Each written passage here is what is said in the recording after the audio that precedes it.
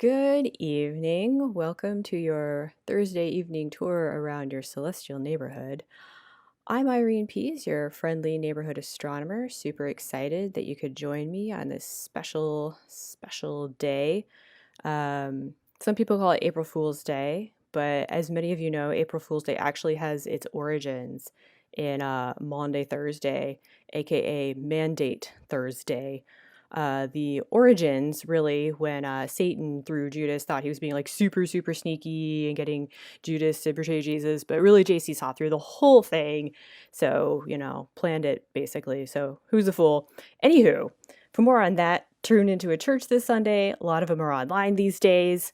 And in the meantime, we have a whole great big universe to poke around. So we're going to be using our usual visuals. We have open space in the background right now, which you can find and download at openspaceproject.com for free. And in just a moment, we're going to be popping over to Stellarium, which you can find at stellarium.org. So jumping over to that, Facebook says it's having problems, but here's hoping. Just let me know if you can see stuff. So in our evening sky, we have our night sky set for, Brooklyn, like we do. And basically this next week or so, we have not a lot of moon. So that's a pretty exciting thing. One of those things, one of those times of the month that is really great for doing some dark sky observing.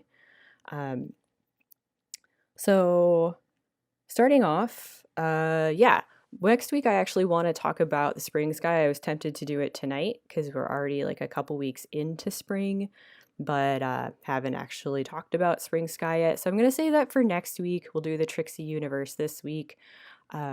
But spring is really galaxy season, and galaxies are really faint. If you want to see where a lot of them are going to be, we can just fast forward a little bit and up higher in the sky right now, but they'll be getting high earlier in the evening. We have the red dots. Okay, so the yellow dots show up first because they're brighter. The red dots should show up. Red dots. Yeah, there's the red dots. Okay, red dots. Lots of red dots for you. So the red dots, those are the galaxies. And since galaxies are super faint, sometimes it helps to know like really just how faint of a thing are you going to be able to see. So I thought for this week, we could take a look at kind of gauging how dark your sky actually is. So if we look up to the north, a lot of folks know the Big Dipper, and you may or may not also know the Little Dipper. Little Dipper, aka Ursa Minor. If you're not familiar, probably you know the Big Dipper. So Big Dipper, the plow, the main part of Ursa Major. You have the 3 stars in the handle and 4 stars in the cup. And the 2 stars in the cup that are furthest from the handle point towards Polaris, the North Star. So the rest of the Little Dipper, or basically that's all there is to Ursa Minor, is pretty faint. So you have Polaris and you have these other 2 stars, kind of Beta and Gamma, not that one, but these other 2 that would be like the pointer stars of the Little Dipper. The rest of the stars in there are really faint, actually. So if you can see all of the Little Dipper, you already have a really good sky. So that's your challenge for this week, is to look up, find the North Star, and see how much of the Little Dipper you can actually see.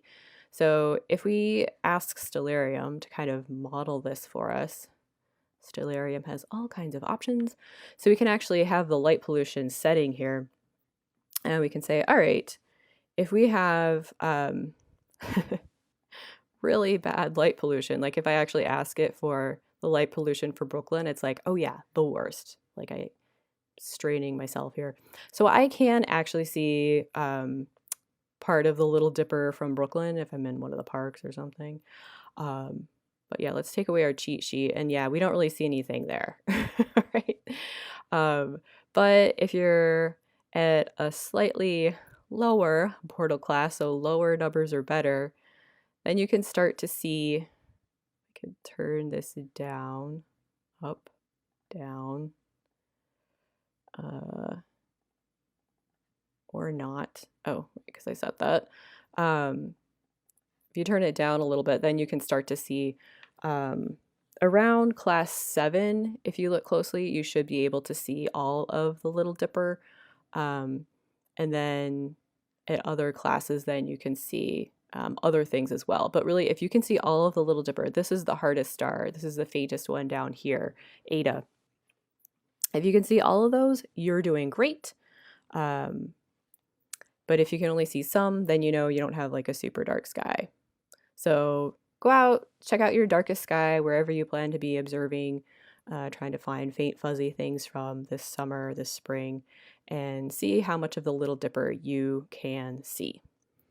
That's pretty much it for this week. I was just gonna say, if if you happen to have the new OPT filter, then it kind of doesn't matter because it can filter out, you know, everything apparently. Light pollution, moonlight, sunlight, all the things, just never point it directly at the sun. I'm not sure why they still put that on there, but they do. Okay, so back to open space to get some space happening. Oh, look, open space. Always so refreshing. So the universe is pretty tricksy, and there's a lot of times that we've gotten things completely wrong. We as in humans, or you know, astronomers in particular, that have gotten things like really wrong.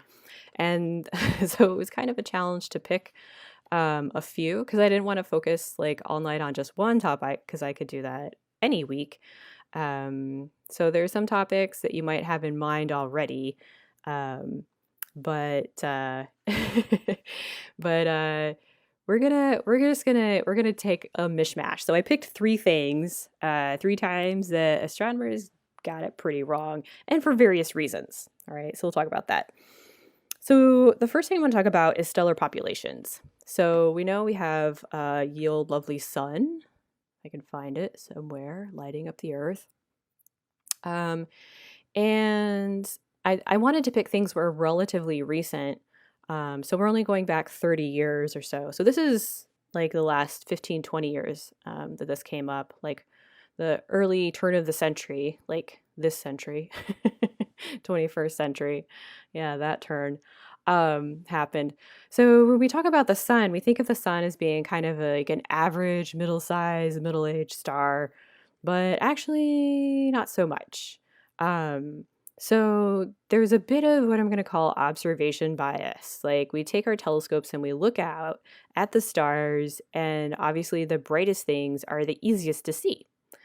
So I'm just going to pull out to kind of look at our collection of stars within 40 or so light years. And actually, if I just kind of turn on these constellation lights, you can kind of get a sense, I don't know if they're bright enough, you can kind of get a sense of like the nearest stars, or, you know, well, Alpha Centauri we have in here, just a little over 4 light years away, 4.2 some odd light years away. And then out past that, we have like Sirius and Procyon and a few others, Vega in there. So going out to around 40 light years, there's quite a few stars. We have a few hundred stars in there. But I'm going to go ahead and take off our constellation lines and get rid of the other stars. Here's our ball. Looks kind of empty. Woo. And because it might get in the way, I'm just going to take a moment and turn off the Milky Way too. So that's not distracting us. And so now it just looks really dark. So let's brighten these up a little, because it doesn't look like there's very many stars in there, right? And where am I going with this, and what does this have to do with the sun? So I think I forgot to brighten those earlier. Yeah. So if I brighten these up a bit, take about 7.7. Yeah, that's really bright. Wow, that's bright. Okay, now I have to move away further. So now we can see a few more. All right. Yeah. So, okay, maybe there's a few hundred stars in there after all. Maybe I'm not just full of you know what. But it still looks like, the sun, um, yeah, it could be kind of average, middle size ish. But the thing is that because of our observation bias, like, and again, this is a slightly newer collection. Because of our observation bias, we don't necessarily see the dimmer stars as well. So it's just as we've been getting better technology that we've been able to see some of the dimmest stars. And actually, if we just kind of switch those out, turn off the brightest stars in there, um, there we can start to see, yeah, that there's a whole bunch of these little red things in there. So it used to be like, maybe 70% of the stars. Now we're like saying maybe 80 or more percent of the stars in our galaxy are actually these little M dwarfs, these red dwarf stars. So those, because they far outnumber the brighter stars, that actually means that our sun isn't so much average, it's actually bigger than average. It's maybe in the median, right? So, like in the middle sized, but because we have so many of these teeny tiny stars, and we're getting better at finding all these faint things, it turns out that our sun isn't quite average. Also, we used to think that it was like kind of in the minority being just a single star, right? Because we look out and most of the stars we see in the night sky with the naked eye, those all have, pairs. They're all, coupled up, or some are in multiple star systems with more than two stars, but most of them are binaries. The majority were binaries. But since all these little stars don't necessarily have little buddies with them, then actually it's true then because of all these little stars, most stars do not have are not in binary systems. And just because there's a huge group in New York City that studies them, I just want to mention another class of objects. Even smaller than the smallest stars, we have these other objects, brown dwarfs, and we've gotten better at finding those. So that's not the same relative brightnesses, but all these other types of objects in our galaxy that far outnumber the stars, probably. Um, but they're just kind of like really, really successful planets, we'll call them. Not massive enough to be a star, not necessarily forming in a certain way, the way stars form, but there's even more of these smaller objects out there.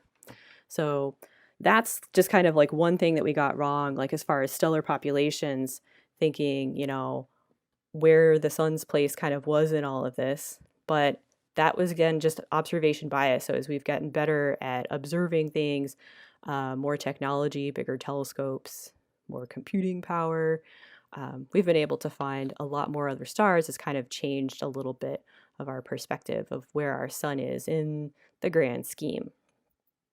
So coming back in towards the sun, there's another super fun thing.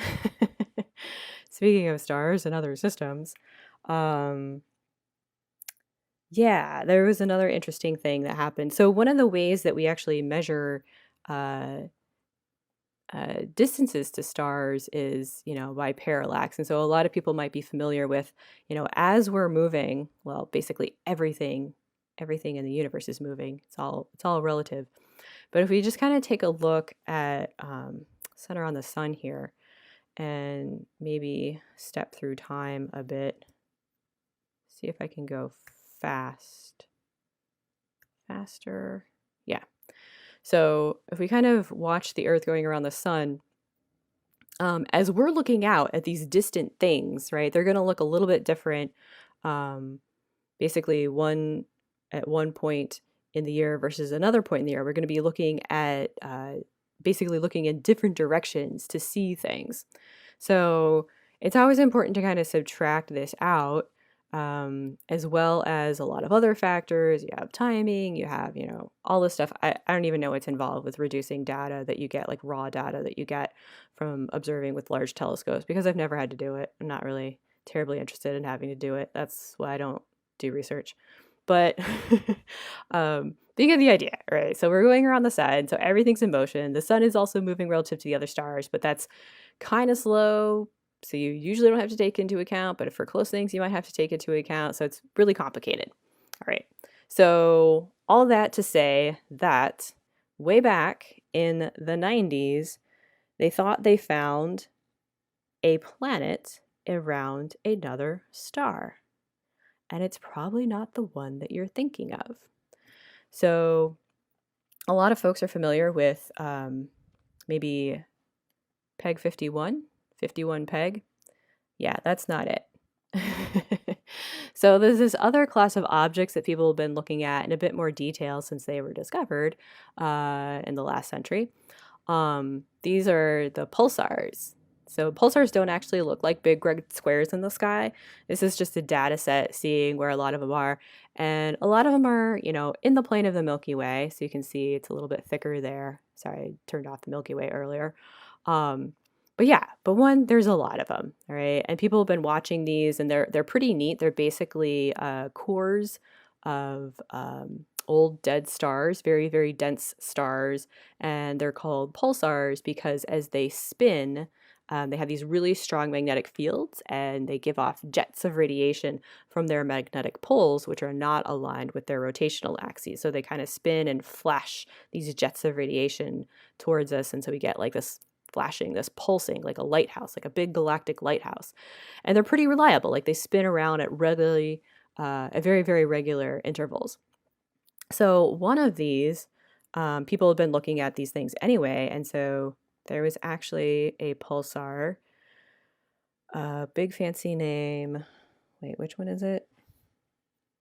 I forgot which one. I think it's this one. I'll find out in a minute. Nope, not that one. This one. So somewhere far, far over there is a pulsar B1829-10. So it's way out here. If we want to visit it, let me turn on some pulsar labels. We have labels in here somewhere. But it's way out there. It's like, I don't know, like 30,000 light years away. And so this group saw, does anyone see what did I say? The 1829, B1829. It's really far out there.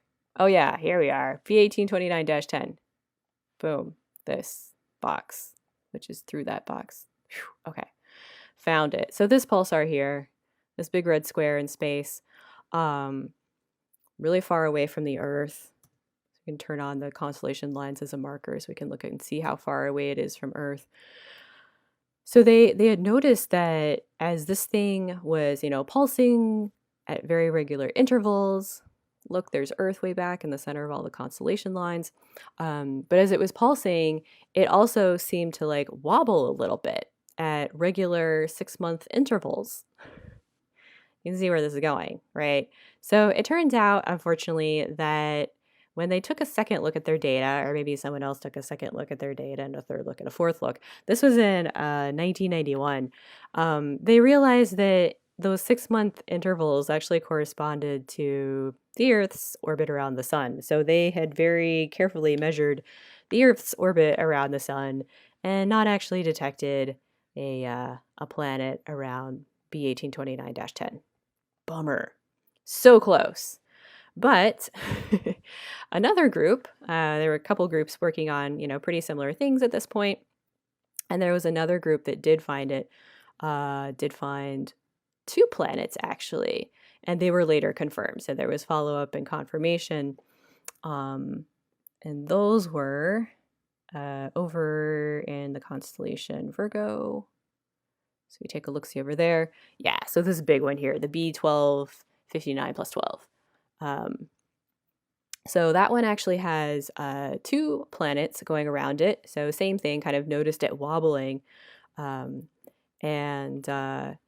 later they thought they found 2 more, but one of them turned out to not really be it. So at least 3 planets around that pulsar. Pretty cool. So soon after, we started finding planets around planets around sun-like stars. So that was like kind of the the big goal here. So that's why most people are more familiar with 51 Peg. That was the first sun-like star to be found to have one or more planets going around them. But yeah, there were actually some pulsars that were discovered first. So that was, so the 2 planets around the 1257 plus 12, that was Wolfsgans and Frail back in 92. And ever since then, we just keep finding more and more and more and more. So that was kind of wow, data reduction is really hard, and we're all moving, and we have to keep all this stuff in mind. So kind of tricksy, but really it's like the math is pretty tricksy, I guess, there. So I guess for this last thing, I don't really have to focus back on the Earth. Kind of doesn't matter. But I think one of the some of the more recent news, like when people think of like big stories and big, like, oh wow, we just, realize this in paradigm shifts in the last couple decades. A lot of people think of, the most distant thing that we can see with the unaided eye. So I want to talk a little bit about that, but again, maybe not in the context that you're thinking. So we'll lose some of the constellations, and we'll lose the pulsars, and we'll turn on the most distant light that we can see in the universe. So that would be the cosmic microwave background. So this light is, figure out how to turn it on. This light is actually coming from the earliest time when light could really propagate without getting reabsorbed immediately. So this is part of like our confirmation of the Big Bang. So I'm not going to talk about the horn and pigeon poop. That'll be, for another time. This is basically like the opposite of the horn and pigeon poop. So maybe I will talk about the horn and pigeon poop. So for those of you who don't know the horn and pigeon poop story, these 2 guys, Penzias and Wilson, were working for Bell Labs, and they were using this instrument called the horn in New Jersey, and they detected what they thought was like kind of staticky whatnot, and then they looked inside their giant detector, and they're like, oh, there's pigeons. It's probably just from pigeon poop. So they cleaned out the stuff and apparently got rid of the pigeons, and this thing was still there. All right. So here we have like 2 people who are like, there's a weird thing happening. Let's check our equipment. Let's, make sure we're not being biased, that, we're taking other things into account before we realize, oh, this is that CMB thing that all the astronomers were looking for. Cool. Win. Literally won a Nobel Prize. Good for them. So fast forward several decades, and another fun confirmation of like the weirdness of the universe. So this was like kind of a confirmation of the Big Bang, but after the Big Bang, like after this initial starting point for our universe, there was this really bizarro period of time that we're just going to call inflation in air quotes, right? And inflation was basically this rapid expansion. It's kind of like weird thing, and I don't even want to talk about it. But in theory, there would be gravitational waves propagating from that. And so even before light could travel, this would have happened. And then once light could travel, so once atoms formed, a little bit later, and then they cooled enough so that about 380,000 years after the Big Bang, this light that you're seeing in this pretty picture was able to traverse the universe without being immediately reabsorbed. So what you're seeing is basically the different colors refer to very, very, very small fluctuations in temperature. So it's actually pretty uniform, which is kind of neat. Like the static is staticky and it's everywhere, hence the cosmic, it's everywhere in the cosmos, cosmic microwave background. And it's not actually these colors. It's cooled a bit and it's been redshifted. So it's actually in the microwave part of the spectrum. So not actually blues and greens and visible light. But we color code this to show kind of the uniformity, but also there's a little bit of blotchiness. It's not perfectly smooth. It's not perfectly uniform. But you have to go like several decimal places to get this map. And this is the Planck map. So we had a couple maps before this. Anywho, One of the interesting things that we thought we could find in this were evidence of gravitational waves from that inflation time, or really anything back there before this light could travel. So it'd be like actually a signal from before the first light. So if you could find like kind of a signal embedded in this light in this pattern, that would be amazing. And so this group, the Bicep group, Bicep 2, they, I don't even say exactly how they got this, but they announced that they had found this signal that folks were looking for. And it was like this. It was basically, they called it the polarization in the B mode. So B mode as opposed to E mode, I guess, for electromagnetic waves, EM waves, EB. So the polarization, which is like how the wave's propagating for the B mode of the cosmic microwave background. So they kind of plotted it, and you get like these little kind of swirly patterns. That's what they were looking for, swirly patterns in the CMB. And they were like, hey, we found all these rad swirly patterns. But some people looked into it a little bit further, and they said, one, you kind of got that image from another thing that you probably shouldn't have used. And then also dust. So, yeah, so the pretty swirly patterns turned out to be not evidence of a gravitational waves from inflation, which would have been totally awesome, and we're still kind of looking for those. But yeah, those swirly patterns were like, oh yeah, there's some stuff that's like interfering with our view, and it's the dust of the Milky Way. So maybe we should map that. So, yeah, so that was kind of a like, oh yeah, there's dust out there, and the universe is like trying to fool us with all this stuff. But it just kind of reminds me, like, because we're kind of looking at not exactly magnetic fields, but I'm just going to say magnetic fields. These magnetic fields from the pulsars that, we thought we had that settled down, and like the dust from the Milky Way that kind of like blocked, what could have been a really cool discovery, but it was just dust instead. Because those are kind of like the two nemesis and two things that astronomers are trying to figure out, and that they'll blame for like weird things happening. So basically, whenever you go to a talk, the joke is, someone will say like, I have a question or a comment or whatever. Usually it's a question and a comment. And they'll say, what about dust? What about magnetic fields? And I'm just gonna say, yeah, what about the Tricksy universe?